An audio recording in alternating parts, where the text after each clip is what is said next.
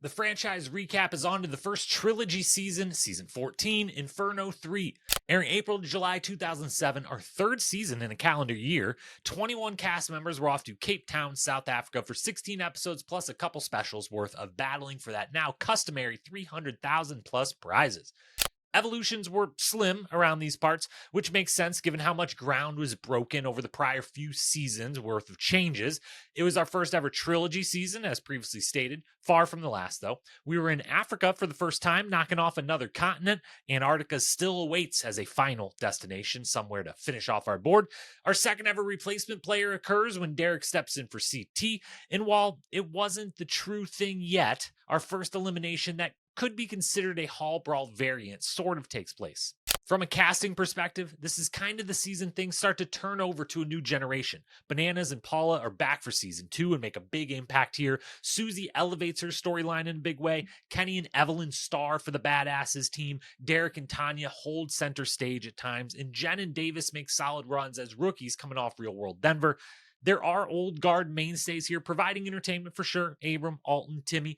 But if there was a passing of the guard season from Era 1 to Era 2, this is it. Storyline and competition wise, it's a bit lacking, honestly, this season. The first episode is all about CT wrestling Kenny, then punching Davis for literally no reason and getting himself DQ'd from the game, his first of a few of those. The new stars rise up, as previously mentioned. That's sort of the biggest theme.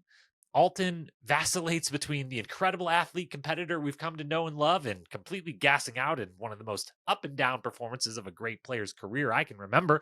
And finally, some of the ugly behavior that would define the next stretch of seasons seeps into the house here. Johnny and Ace have a completely innocent but still not okay moment messing with Susie and Kara in their beds, and the belittling and hatred towards Tanya kicked up a notch, as did the obvious fact that a challenge house wasn't a good environment for someone battling the demons she was at that time.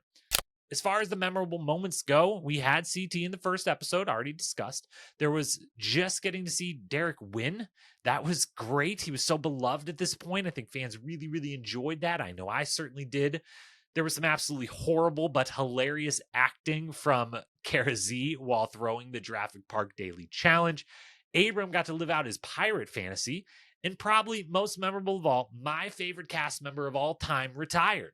Timmy put himself in an elimination versus Abram, lost on a technicality in what was an incredibly cool but horribly dangerous challenge of breaking your way out of a glass box in midair, and he gave a heartfelt and memorable speech to the cast that was left before making his exit from the franchise.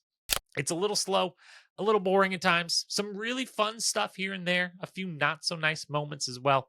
All in all, it's a transitional season for the show that still manages to get itself into the positive side of my grading rubric, into the good tier. I'm giving it a C+.